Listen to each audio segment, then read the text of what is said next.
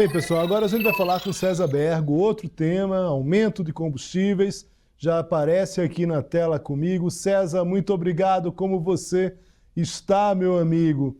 Política no Brasil é polícia, não é política não, hein, César? Mas a gente vai tratar agora desse aumento de combustíveis.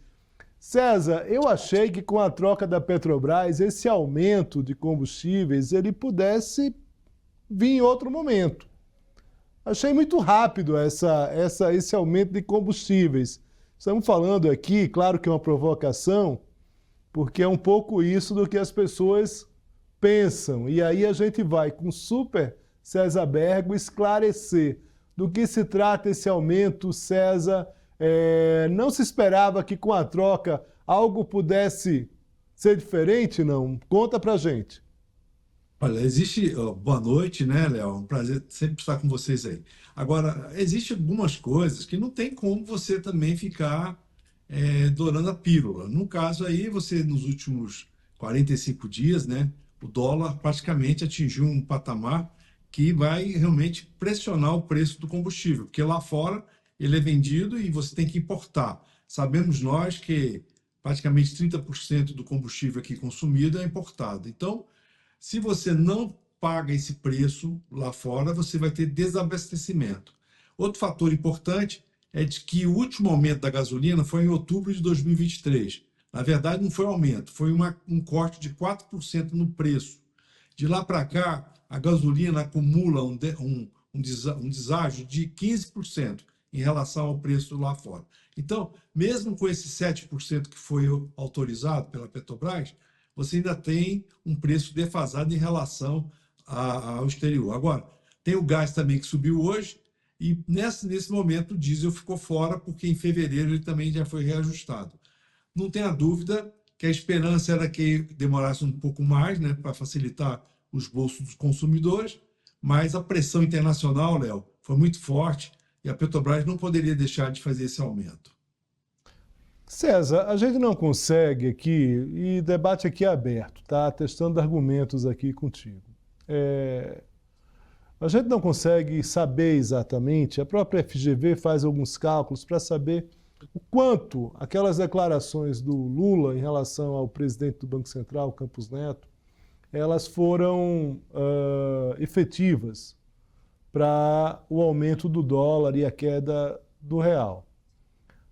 Mas, de alguma forma,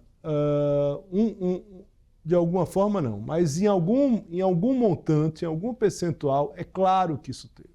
É claro que isso existiu. Por quê? Porque existia uma desconfiança do mercado em relação à própria desculpa do presidente Lula em relação à dificuldade de um ajuste fiscal mais efetivo e por isso o avanço em cima do Campos Neto. Daqui a pouco eu vou te dar um bastidor aqui que a gente apurou na semana passada, acabou já divulgando isso, mas antes eu te pergunto o seguinte, e aí é importante você falar, por quê? Porque a gente estava agora falando sobre essa questão das joias, o pessoal fica reclamando, e digo, olha, isso aqui é relatório da Polícia Federal, isso aqui é relatório da Polícia Federal, isso aqui é relatório da Polícia Federal. Não é partido político, não é nenhum grupo que está fazendo confusão em relação ao partidarismo ou coisa parecida. É relatório da Polícia Federal, investigação da Polícia Federal.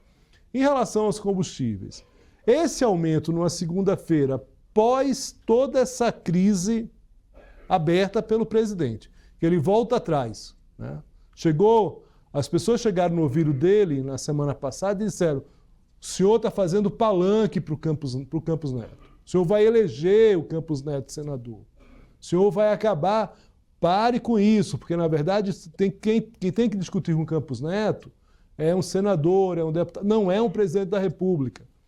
O senhor está tensionando o dólar, vai ter aumento de preço. Lula resolveu voltar atrás.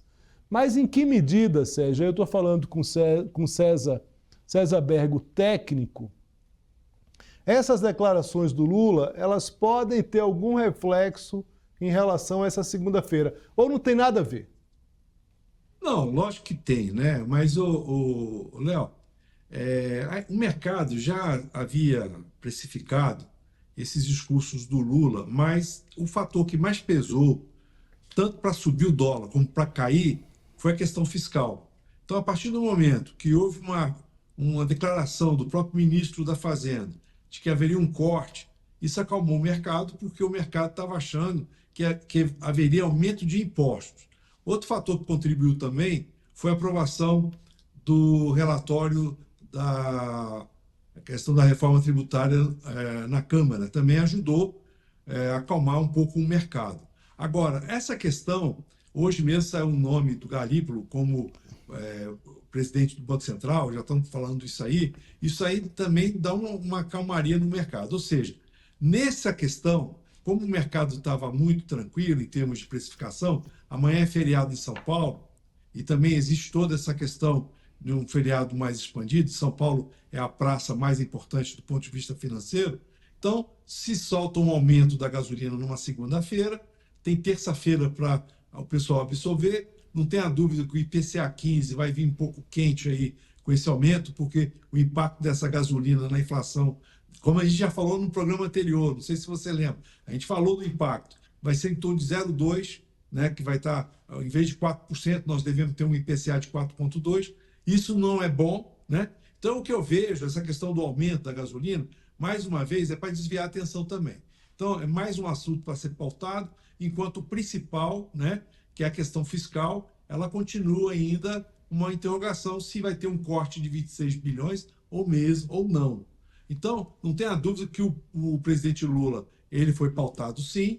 Eu tenho certeza que ele mudou o discurso em função dessa pressão, mas também, agora nós temos aí no exterior o dólar subindo também, não é só no Brasil.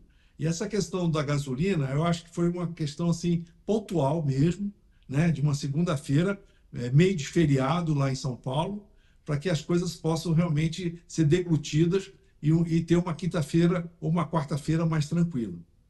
Tudo bem, César. Depois eu vou querer conversar contigo na nossa próxima entrada, ainda essa semana. Já te convido aqui de antemão para a gente falar sobre essa questão do Eduardo Paes em relação a essa Bolsa do Rio, essa tentativa de reacender essa Bolsa no Rio de Janeiro. É um assunto que me interessa como observador da cena política e econômica e também as piadas, né, que ele vem fazendo em relação à própria Bolsa dos Paulistas. Você diz, é feriado amanhã em São Paulo. Aí eu pensei nisso e quero trazer esse tema para que a gente converse depois sobre essa Bolsa no Rio de Janeiro.